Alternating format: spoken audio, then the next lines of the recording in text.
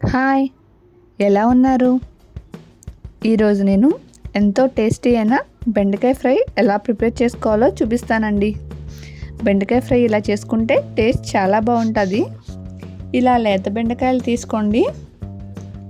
ఈ బెండకాయలు లేతయ్యా ముదిరయ్యా అని తెలుసుకోవడం కోసం ఇలా విరగ్గొడితే ఈజీగా ఇరిగిపోతే అవి లేత బెండకాయలు.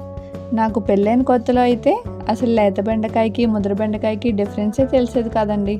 మనం తీసుకున్న లేత బెండకాయలన్నింటినీ వాటర్లో వేసుకుని ఇలా 2-3 సార్లు కడుక్కుని పక్కన ఉంచుకోవాలి. ఇప్పుడు ఒక్కొక్క బెండకాయకి తలా తోక కట్ చేసి ఈ సైజులో బెండకాయ ఫ్రైకి ముక్కలుగా కట్ చేసుకోండి. బెండకాయలన్నీ కట్ చేసి ఉంచుకున్న తర్వాత ఈ ముక్కలన్నిటినీ ఇలా పల్చగా 2-3 గంటలు ఆరబెట్టి ఉంచుకోవాలి. ఇలా ఉంచుకోవడం వల్ల బెండకాయ ఫ్రై క్రిస్పీగా వస్తుంది. పైనున్న జిగురంతా ఆరిపోయి ఫ్రై చేసినప్పుడు త్వరగా మాడిపోకుండా ఉంటుంది. ఇప్పుడు ఈ బెండకాయ ఫ్రైని ఎలా ప్రిపేర్ చేసుకోవాలో చూద్దామా మరి. ఇలా బెండకాయ ఫ్రై చేసుకోవడానికి ఒక బౌల్ పెట్టుకుని దానిలో ఆయిల్ యాడ్ చేసుకోవాలి.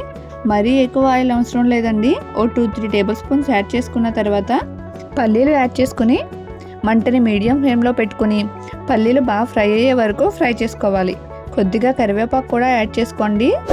ఇవి ఫ్రై అయ్యాక 4 వెల్లుల్లి రెమ్మలు బాగా దంచుకుని ఫ్రై చేసుకోండి. వెల్లుల్లి వేసుకోవడం వల్ల టేస్ట్ చాలా బాగా వస్తుందండి.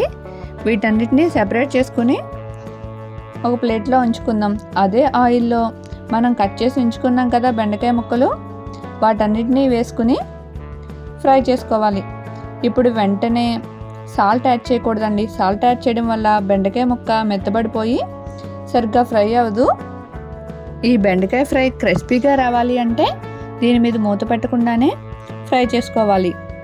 మూత పెట్టడం వల్ల బెండకాయ మగ్గిపోయి ముద్దగా అయిపోతుందండి. బెండకాయ బాగా క్రిస్పీగా ఫ్రై అయ్యాక 1/2 టేబుల్ స్పూన్ ధనియాల పొడి, 1/2 టేబుల్ స్పూన్ జీలకర్ర పౌడరు, మీ రుచికి సరిపడినంత ఉప్పు, కారం యాడ్ చేసుకోవాలి.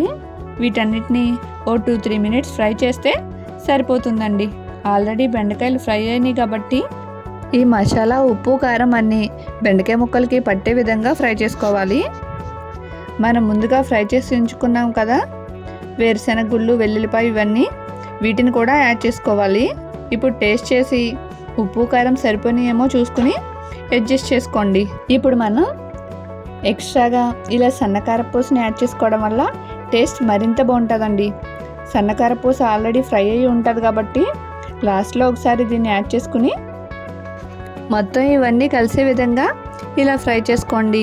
అన్నం వేడివేడిగా ఉన్నప్పుడు ఈ ఫ్రై చేసుకుని తింటే సూపర్ టేస్ట్ అండి.